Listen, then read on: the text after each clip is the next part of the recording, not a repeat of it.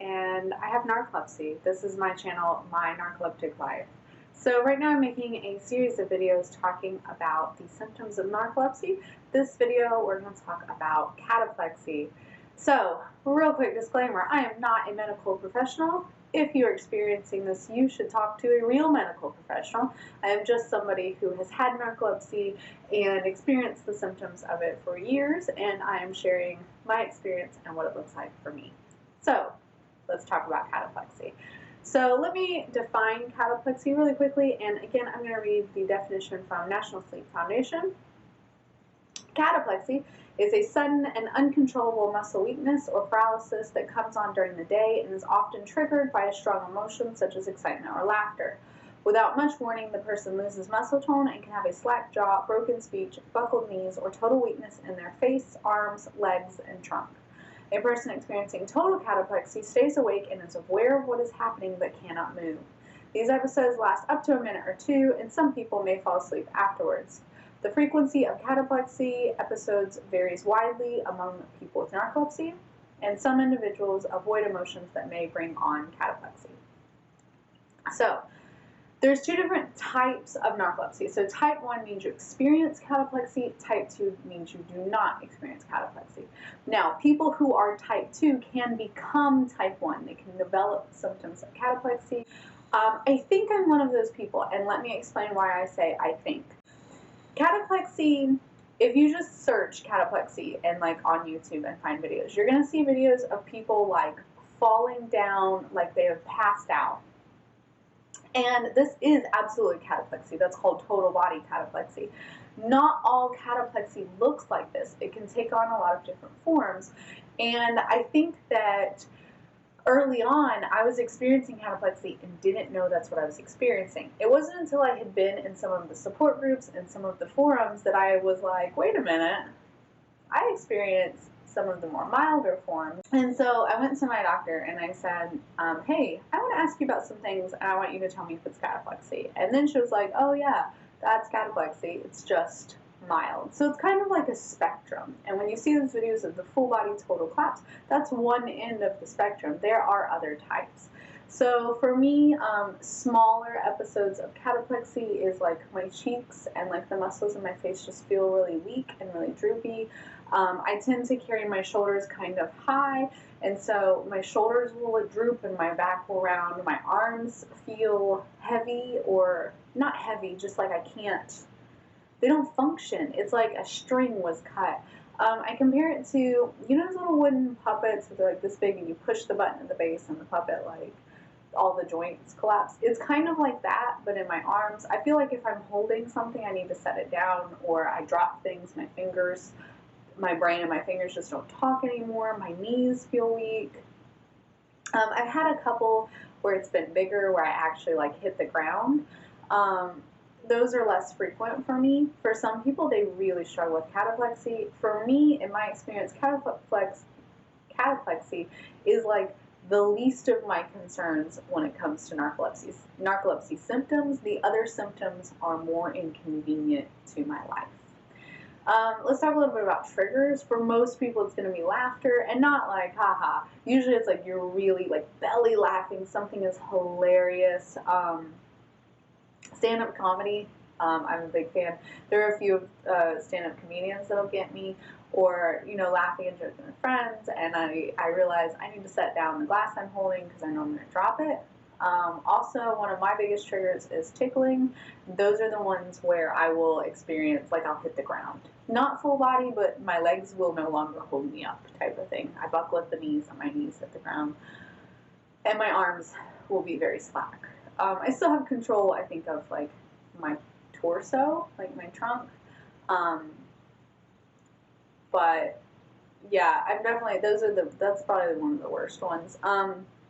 The other important thing to note is people who are experiencing full body cataplexy, they're totally aware of their surroundings. They can hear and understand everything that's being said.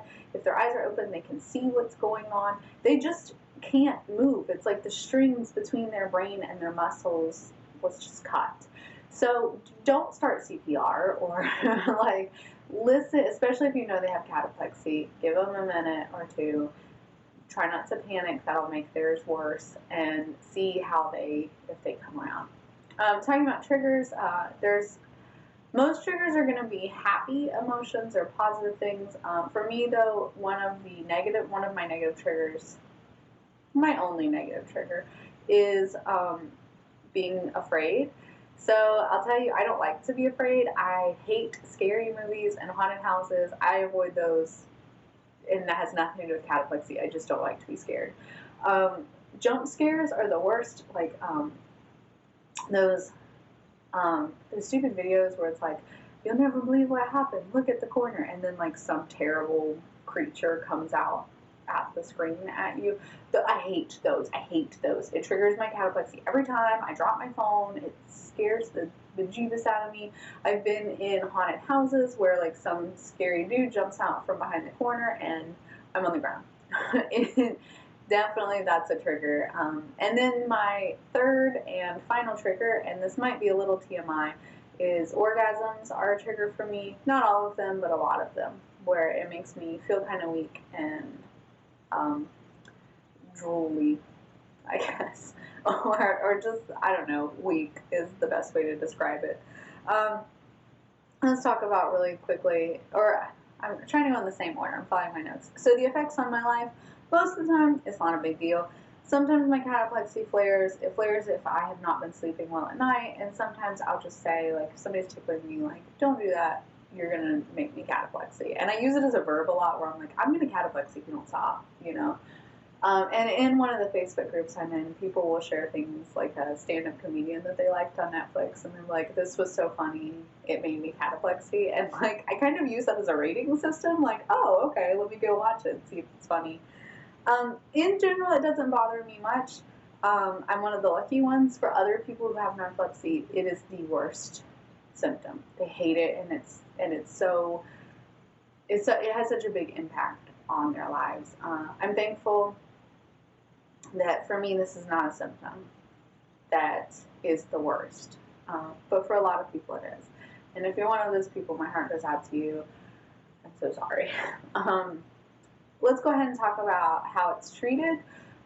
So for me, when I really started to be like, hey, this is the thing that's happening, my doctor said, let's try baclofen. Baclofen is a low-grade muscle relaxer. I don't know that there's been any medical studies on the impact of baclofen on narcolepsy. If there has, it's only been 1 or 2. It hasn't been extensive. But he had another patient with narcolepsy that asked could she try it based on something she read online, and she said it was life-changing. So when I said, hey, I've had some trouble, he said, how about we try it? It helped. I started with a small dose of like 5 or 10 milligrams. I've had to increase my dose a little bit. Particularly, we've been quarantined, and that whole situation has really impacted my narcolepsy because my work situation has changed. So I take baclofen at night. Baclofen, it is a low-grade muscle relaxer. The theory is that because it helps you sleep better, it can help prevent the cataplexy during the day. The other major treatment for cataplexy is called Xyrem, with an X. If you have been in any narcolepsy form, you are going to be aware of Xyrem. It is also the drug used to create the date rape drug. It is extremely heavily regulated. I think only one pharmacy in the United States makes it. And it is wildly expensive, very, very expensive, and it's hard to complete the approval process to get it. So I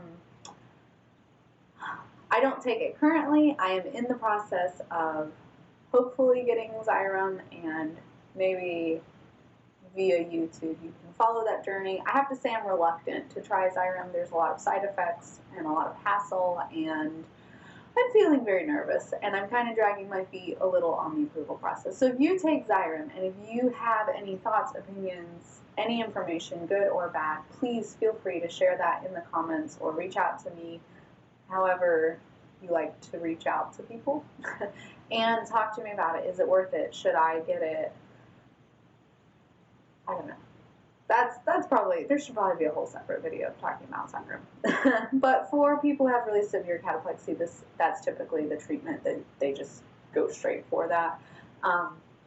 And I've seen people say it's life-changing. So don't let my reluctance scare you away, particularly if your cataplexy is severely affecting your life. Talk to your doctor, seek treatment, and see what you can do. Part of why I was almost not going to do a video on cataplexy because mine is really minor and isn't a huge impact on my life. Part of why I chose to, though, is because I wish when I had been researching it and looking into it that more people had talked about what smaller cataplexy episodes looks like and feels like. And so it's part of why I created this video. If you're thinking like maybe this is what this is or what I'm experiencing, reach out to people who also experience cataplexy. I talk a lot about Narcolepsy Support Groups, and I think that it can be really helpful. So I'm in 3 of them on Facebook, and I will link those in the description box. I don't Facebook a lot, but I like to go in and check out these groups. So I highly recommend them. One of them is a Xyrem support group specific to Xyrem. One of them is a narcolepsy support group, which is just obviously narcolepsy, and then the third one is called Narcolepsy Humor, and I have to be honest, it's my favorite one, because it's the one where people just share funny memes and experiences, or like funny stories of like things that they did as a result of their narcolepsy, like sleepwalking or falling asleep at Disney, and they're just funny stories. I think people with narcolepsy, in general, we have all developed a really good sense of humor because you kind of have to, and it's good to hear everyone else's stories and know that you're not the only crazy person out there. So I'll link those below. So I hope that this has been informative. I hope you enjoyed it, and I'll see you in the next video.